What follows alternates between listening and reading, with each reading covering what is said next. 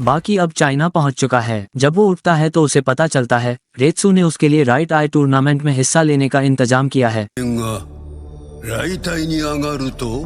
क्योंकि उसे भरोसा है कि जीत ही बाकी की बॉडी को हील कर सकती है। चाइना में कुछ ही लोगों के पास कायो का टाइटल है और 100 सालों में एक बार ये टूर्नामेंट सबसे ताकतवर फाइटर का चुनाव करता है। इसमें भाग लेने के लिए बाकी को सबसे पहले उनके सबसे ताकतवर कुंग फू स्टूडेंट से लड़ना होगा। बाकी बुरी हालत में होने के बावजूद भी अपनी काबिलियत दिखाता है। जब फाइटर उस पर अटैक करता है तो वो उसके वार को डोज करता है और उसे हवा में लिफ्ट करता है और वापस जमीन पर रख देता है। चाहे उसका अपोनेंट कितना भी उसे मारने का प्रयास करें, वो उसे आराम से उठाता है और वापस नीचे रख देता है और आखिर में बिना एक भी चोट खाए उसका अपोनेंट हार मान लेता है,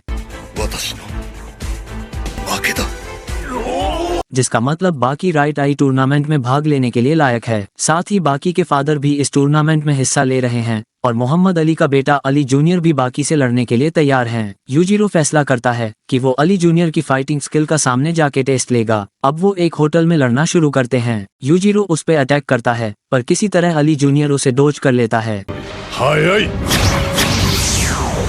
अब यूजिरो उस अटैक्स का यूज करता है जिसकी मदद से हायुरी ने मोहम्मद अली को हराया था। हालांकि अली जूनियर इस अटैक्स को हार स्वीकार करने के रूप में लेता है और वो उसका शुक्रिया करता है कि उसने लड़ने से मना कर दिया है। इतना कहकर वो वहां से चला जाता है। इस हरकत को देख यूजिरो अपने आप को अपमानित महसूस करता है और उससे बदला लेने के लिए वो गुस्से से दरवाजा तोड़कर बाहर निकलता है, लेकिन तब तक अली वहां से निकल चुका था। इस दौरान चाइना में 12 फाइटर्स राइट आई टूर्नामेंट में हिस्सा लेने वाले थे, लेकिन चाइनीज मार्शल आर्ट्स कमेटी पिछले साल के पार्टिसिपेंट्स को जोड़ने का फैसला करती है, जो कि पिछले टूर्नामेंट का विनर है। 160 साल का कायो है। साथ ही 3 फॉरेनर्स अली जूनियर, यूजिरो और बाकी भी इसमें शामिल है। अब पहली फाइट यूजिरो और रायुकायो के बीच होती है। अब वो लड़ना शुरू करते हैं, लेकिन दोनों की ताकत में इतना ज्यादा अंतर था कि यूजिरो अपने सिर्फ एक हाथ से ही उसका चेहरा अलग कर देता है।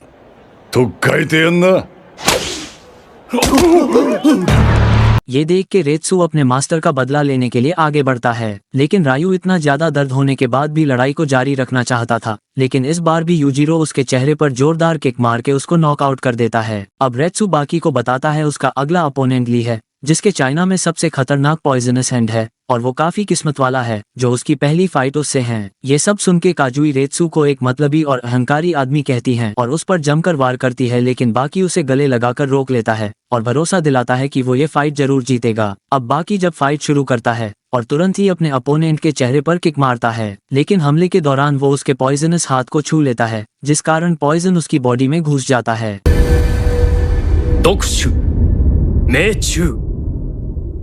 अब इस परिस्थिति से बाहर निकलने के लिए बाकी पॉइजन को चूस कर पांव से बाहर निकालता है, जिसके बाद वो अपने अपोनेंट पे दोबारा वार करता है। यूजिरो वहां ये फाइट देखने के लिए आता है और कहता है बाकी जल्द ही ली को हरा देगा। हालांकि उसका बेटा उस समय लगातार मार खा रहा था। इतने सारे अटैक करने के बाद ली के हाथों का पॉइजन कम होने लगता है और आखिर में पॉइजन पूरी तरह गायब हो जाता है और उसी समय बाकी के मुंह से बहुत सारा खून बरसने लगता है और अब वो आगे लड़ने लायक नहीं बचा है। अब पता चलता है जो पॉइजन यानागी ने उसे दिया था ये उसका बिल्कुल उल्टा है, जो यानागी के पॉइजन को काट रही है। अब इस कारण बाकी की बॉडी पॉइजन को निकालने लगती है और वो पूरी तरह ठीक हो जाता है। बाकी अपनी ताकत वापस हासिल करता है और ली को आसानी से हरा देता है। हालांकि उसकी बॉडी अभी पूरी तरह रिकवर नहीं हुई थी, इसलिए इस चीज में रेत्सु उसकी मदद करता है। वो उसे पहले बहुत सारा खाना खिलाता है और फिर उसे 10 लीटर की पानी की बाल्टी देता है, जिसमें वो 4 किलो फ्रुक्टोज मिलाता है। अब उसे पीने के बाद बाकी की बॉडी में मसल मास वापस आना शुरू होने लगता है। इस दौरान पिछले टूर्नामेंट के विनर की बैटल शुरू होती है। वो अपनी फाइट के दौरान अपने अपोनेंट के शॉट्स उतार देता है और एक झटके में लड़ाई को खत्म कर देता है।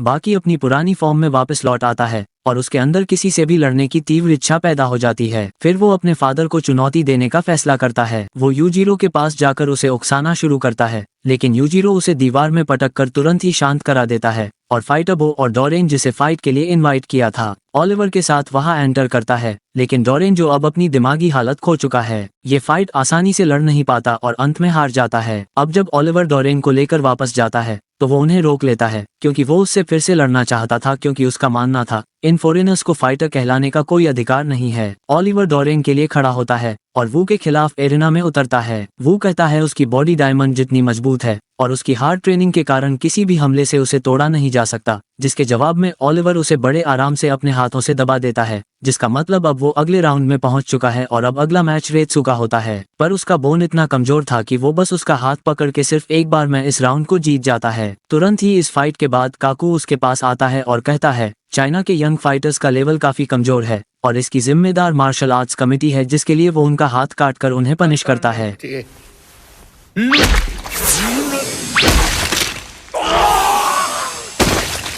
वो इस टूर्नामेंट में फॉरेनर्स को नहीं देखना चाहता था, इसलिए वो अपनी चाइनीज टीम बनाता है जिसमें वो अपने बेटे और दोस्त को इनवाइट करता है, जिसके बाद वो बाकी बचे फॉरेनर्स को चुनौती देते हैं। यूजिरो चाइनीज फाइटर के इस घमंड को देख गुस्सा हो जाता है, इसलिए वो बाकी और दूसरे फाइटर्स को एक साथ होने और उसकी टीम ज्वाइन करने के लिए कहता है। पहला मुकाबला ओलिवर का रायन के साथ होता है, जिसने क्रिमिनल्स के ग्रुप के साथ बहुत सारी अंडरग्राउंड लड़ाई लड़ी है और इन 30 सालों की लड़ाई में वो अब तक नहीं हारा है। ओलिवर उस पे अटैक करता है, लेकिन रॉन आसानी से उसके कई सारे पंचेस को सिर्फ अपने एक हाथ से ही रोक देता है और एक हाथ अपनी जेब में रखे हुए उसे आसानी से मारता है।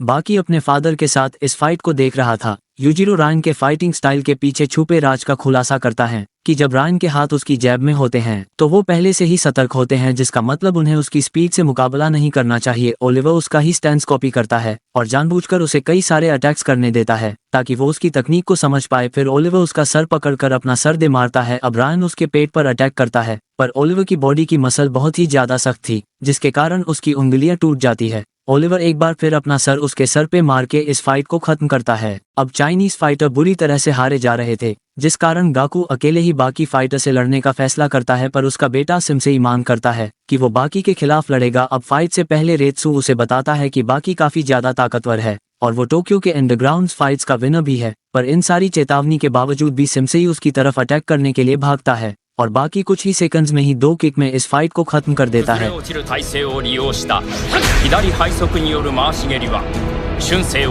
ये देख के उसके फादर को बाकी पे प्राउड फील होता है। अब अगली फाइट रेत्सु की जाकू से थी, जो कि जापानीज यूथ को ट्रेन करता है और इस टूर्नामेंट में वो उन लोगों को ढूंढ रहा है जो उसकी जापानी मार्शल आर्टिस्ट को डेवलप करने में मदद करेंगे। अब जाकू अपना हाथ आगे बढ़ाकर रेत्सु से हाथ मिलाने के लिए ऑफर करता है, लेकिन ये एक ट्रैप होता है और वो उसे मारने की कोशिश करता है। हालांकि रेत्सु उसका हाथ इतनी जोर की दबाता है कि वो कुछ नहीं कर पाता। वो फिर से अपना हाथ आगे बढ़ाकर उसे टीम बनाने का ऑफर देता है और वो फिर से उस पे अटैक करने की कोशिश करता है, पर रेत्सु उससे कहीं ज्यादा ताकतवर निकलता है। वो एक बार फिर उसका हाथ पकड़ता है, पर इस बार रेत्सु पहले हमला करता है, पर ये एक ट्रैप होता है। जाकू उसे जकड़ लेता है और उसके हाथ को तोड़ डालता है। ये देख के चाइनीज जनता भड़क जाती है और उस पे हमला करने के लिए एरिना में आ जाती है, लेकिन रेत्सु उन्हें ये कहकर रोक देता है कि अगर वो एरिना से वापस नहीं गए तो वो उन्हें मार डालेगा। और अब वो फिर से लड़ना शुरू करते हैं और रेत्सु ने टूटे हुए हाथ के बावजूद भी वो अपने आप को ताकतवर साबित करता है। इसके लिए जाकू उसका और सम्मान करता है और कहता है कि उसके हाथ को कोई नुकसान नहीं पहुंचा है और वो उसको ठीक भी कर सकता है।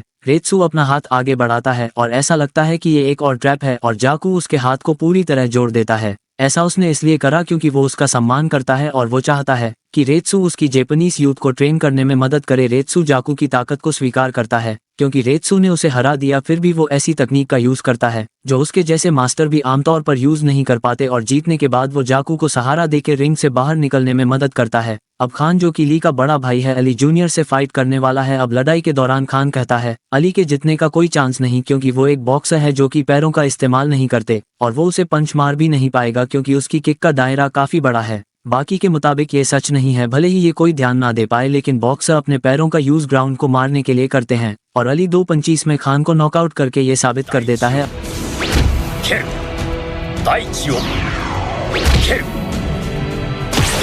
अब ये घोषणा होती है कि चाइनीज टीम पहले ही हार चुकी है क्योंकि उनके 3 फाइटर हार चुके हैं और ये सुनकर वहां की जनता रोने लगती है। हालांकि यूजिरो वहां आके ये कहता है भले ही उनके फाइटर्स हार चुके हो, चाइना को अपने महान मास्टर काकू पर गर्व होना चाहिए और अगर यूजिरो उन्हें नहीं हरा पाया तो पिछली 3 जीतों का कोई मतलब नहीं रहेगा। अब फाइट शुरू होने से पहले यूजिरो काकू को व्हीलचेयर पर ले जाते हुए पूछता है कि उसने इतनी ज्यादा ताकत पाने के लिए क्या सैक्रिफाइस किया है। काकू बताता है वो पहले बहुत ही ज्यादा मस्कुलर और ताकतवर था और अपने अपोनेंट को आराम से हरा देता था, पर एक दिन वो एक बूढ़े मास्टर से मिला जिसने उसका घमंड चूर चूर कर दिया। तब उसे एहसास हुआ कि मार्शल आर्टिस्ट मसल्स से कई ज्यादा ताकतवर है। उसने लंबे समय तक पेनफुल ट्रेनिंग की जब तक उसने बुढ़ापे में एक बेहतर बॉडी हासिल नहीं कर ली जो मार्शल आर्टिस्ट के लिए परफेक्ट है। अब वो फाइट शुरू करते हैं। यूजिरो पूरी ताकत से उस पे पंच मारता है पर काकू उसे आसानी से डोज कर लेता है। असल में वो शारोही तकनीक कर यूज कर रहा था जिसमें फाइटर की बॉडी पूरी रिलैक्स रहती है और वो अपोनेंट के हर हमले के प्रभाव को अब्जॉर्ब कर लेती है। यूजिरो अब समझ जाता है ये कैसे काम करता है।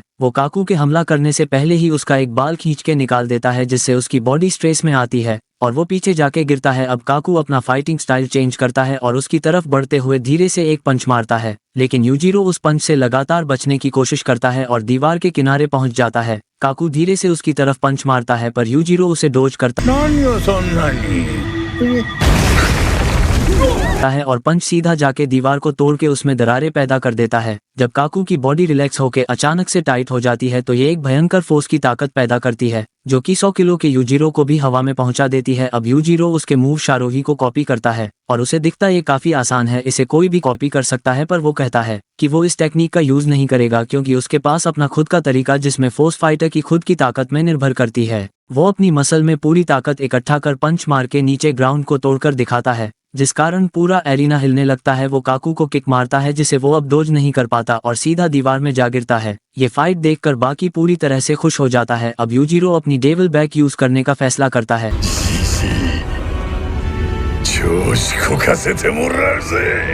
और उसकी मसल इतनी मजबूत कि काकू का कोई अटैक उस पर काम नहीं करता। अब यूजिरो अपोनेंट के खात्मे के लिए अपना सबसे ताकतवर पंच उस पे छोड़ता है, लेकिन उसका पंच खाने से पहले काकू बुढ़ापे के कारण मारा जाता है और ये देख यूजिरो पूरी तरह से फ्रस्ट्रेटेड हो जाता है। अब पता चलता है काकू ने तकनीक का यूज कर मरने का नाटक किया ताकि वो हारा ना जाए। उसे जिंदा देख वहाँ सब डर जाते हैं। वो बताता है यूजिरो इस धरती का सबसे ताकतवर आदमी है, इसलिए बिना हारे फाइट को छोड़ना एक बड़ी अचीवमेंट है। इसलिए उसने अपनी दिल की धड़कन को रोका ताकि उसका अपोनेंट भी रुक जाए और अगर वो उसका आखिरी पंच खा जाता तो वो हमेशा के लिए खत्म हो जाता। अब टूर्नामेंट खत्म होने के बाद यूजिरो एरिना में जाता है और वहाँ उसे काकू मिलता है जो उसे कहता है कि वो इस मुकाबले का असली विनर है और वो उसे चैंपियन का टाइटल देता है। राइट आई टूर्नामेंट खत्म होने के बाद बाकी और उसके साथ ही घर वापस लौटते हैं। बाकी अब ट्रेनिंग के दौरान अली से टकराता है जो उसे फाइट के लिए चुनौती देता है, लेकिन वो मना कर देता है क्योंकि वो फाइट सिर्फ सबसे ताकतवर मार्शल आर्टिस्ट बनने के लिए नहीं कर रहा, वो बस अपने फादर से बदला लेना चाहता है। लेकिन अली उससे किसी भी कीमत में लड़ना चाहता था, इसलिए वो हर मुमकिन कोशिश करता है ताकि बाकी को वो लड़ने के लिए उकसा सके। इसलिए सबसे पहले वो उसकी गर्लफ्रेंड को डेट के लिए इनवाइट करता है और वहाँ उसे प्रपोज करता है और कहता है वो बाकी की वाइफ नहीं है, इसलिए वो उसे बार बार कैफे में डेट के लिए इनवाइट करेगा जब तक वो उसे हाँ नहीं कर देती। अब इसके बाद वो उन फाइटर्स को हराने के लिए जाता है जिनका बाकी सम्मान करता है। सबसे पहले वो गौकी को एक पंच में बेहोश करता है।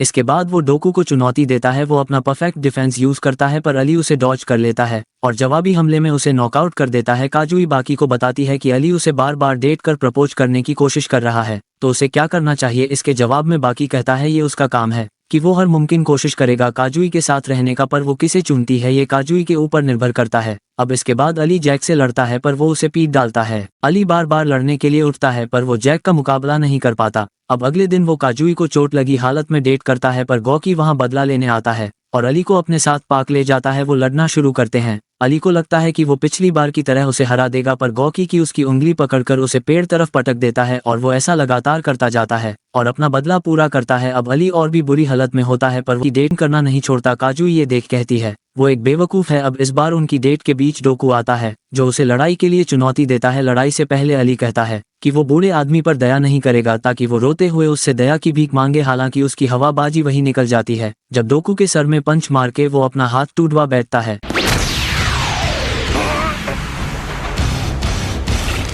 वो बार बार उसके वीक स्पॉट में अटैक कर उसकी इतनी बुरी हालत कर देता है कि अली आगे लड़ नहीं पाता और आंसू से उसकी आंखें भर जाता है। अब अली के फादर मोहम्मद अली अपने बेटे से मिलने के लिए आते हैं। मोहम्मद अली जो पूरी तरह से बीमार है, वो 5 सालों से ट्रेनिंग कर रहा है ताकि वो अपने बेटे से फाइट कर सके क्योंकि अली ने ही उसे उसके पूरे करियर में नॉकआउट करा था। लेकिन अली अपनी हालत की वजह से लड़ने से मना कर देता है, लेकिन मोहम्मद उसे उकसाना शुरू करता है जिस कारण वो लड़ने को तैयार होता है पर तुरंत ही वो हार जाता है। अब पता चलता है कि मोहम्मद को पहले से ही पता था कि वो लगातार 4 फाइट हार चुका है और वो उसे सीख देना चाहता था। अली ने हर मुमकिन कोशिश कर ली है जो वो कर सकता था, इसलिए वो हार मान ले, अपने को टॉर्चर ना करे। लेकिन अली कहता है हार ने उसे और मजबूत बना दिया है, क्योंकि उसके अपोनेंट बूढ़े होने के बावजूद भी अपनी स्किल को लगातार बेहतर कर रहे हैं, इसलिए वो बार बार उनसे हार नहीं सकता। अब डोकुगागा वहां आता है, जो मोहम्मद अली का फैन है। वो बताता है कि दुनिया की अंडरग्राउंड एरिना फाइटिंग होने वाली है और बाकी ने उसकी चुनौती स्वीकार कर ली है और वो अली के साथ लड़ने को तैयार है। अब अली ये सुन अपनी ट्रेनिंग शुरू करता है। अब उसके फादर उसके पास आकर कहते हैं कि बाकी सिर्फ एक ही परिस्थिति में उसके साथ लड़ेगा, अगर अली एरिना में अपनी परफेक्ट शेप के साथ उतरेगा। ये सुनते ही अली की बॉडी टूनथी एनर्जी के साथ रिकवर होने लगती है। अब दूसरी तरफ मोहम्मद अली और यूजिरो आपस में फाइट का बारे में बात कर रहे हैं। मोहम्मद पूछता है उसका बेटा कितना ताकतवर है, जिसके जवाब में यूजिरो कहता है वो अभी परफेक्ट नहीं है, पर इसके बावजूद भी वो इस दुनिया में सबसे ताकतवर है। वही अब अली काजुई से मिलकर वादा करता है वो बाकी को जरूर हराएगा और उसका दिल जीतेगा। अब फाइट का दिन आता है और अली के सामने यूजिरो वहां खड़ा होता है। वो कहता है भविष्य में बाकी उसके डैड पर जरूर अटैक करेगा और भले ही वो अभी सिर्फ 18 साल का है, पर वो बहुत कुछ करने में सक्षम है। उसी समय बाकी भी उनके पास आता है और यूजिरो उन्हें तब तक लड़ने के लिए कहता है जब तक कोई एक अपनी जान ना गवा दे। अब फाइट शुरू होती है। बाकी एक पंच में उसे जमीन में गिरा देता है। अब अली खड़ा होता है तो बाकी कहता है वो उसका किस तरीके से खात्मा करेगा। वो लोअर बॉडी की ताकत का टेस्ट कर उसे परकर अटैक करता है और उसकी गर्दन को पूरी ताकत से जकर चौक करने लगता है। अचानक से मोहम्मद वहां आकर बाकी को पंच मार के रोकता है, क्योंकि अगर वो बीच में नहीं आता तो बाकी उसे जान से मार डालता। लेकिन बाकी मोहम्मद की इस हरकत पर गुस्सा नहीं होता, क्योंकि लेजेंड का पंच खाना उसके लिए शान की बात है और असल में वो अली को मारने ही वाला था। अब इस जीत के बाद बाकी यूजिरो को चुनौती देता है ताकि वो इस कहानी को खत्म कर सके। अब यूजिरो अपने बेटे को एक काबिल अपोनेंट कहता है और वो अब बाकी का शिकार करेगा और इनाम के रूप में उसे खा जाएगा। फाइट के बाद अली दर्द से फूट फूट कर रोता है और काजुई उसकी हालत देख उसे गले लगाकर दिलासा देती है। अब बाकी के सारे दोस्तों को ये खबर मिलती है कि वो अपने फादर से लड़ने वाला है, इसलिए वो उसकी फाइट की तैयारी को देखने के लिए आते हैं। अब वहाँ सभी पहचान लेते हैं कि बाकी अब बच्चा नहीं रहा, वो एक सबसे ताकतवर शख्स और दूसरे फाइटरों से सबसे अलग है और अब बाकी की ट्रेनिंग का लेवल बिल्कुल अलग ही लेवल में है। अब सबको वहाँ बाकी की कल्पना दिखने लगती है, जो कि यूजिरो की कल्पना है। वही यूजिरो लड़ाई की तैयारी एक जंगली जानवर से लड़कर कर रहा है। इसकी आगे की कहानी जानने के लिए वीडियो को लाइक कर देना और चैनल को सब्सक्राइब करके बेल आइकन को ऑल पर सेट कर देना। आप बाकी की पूरी सीरीज देख सकते हो, प्लेलिस्ट का लिंक डिस्क्रिप्शन में डाल रखी है और आप इसको चैनल पर भी चेकआउट कर सकते हो। तो दोस्तों मैं मिलता हूँ आपको नेक्स्ट वीडियो में, तब तक के लिए बाय।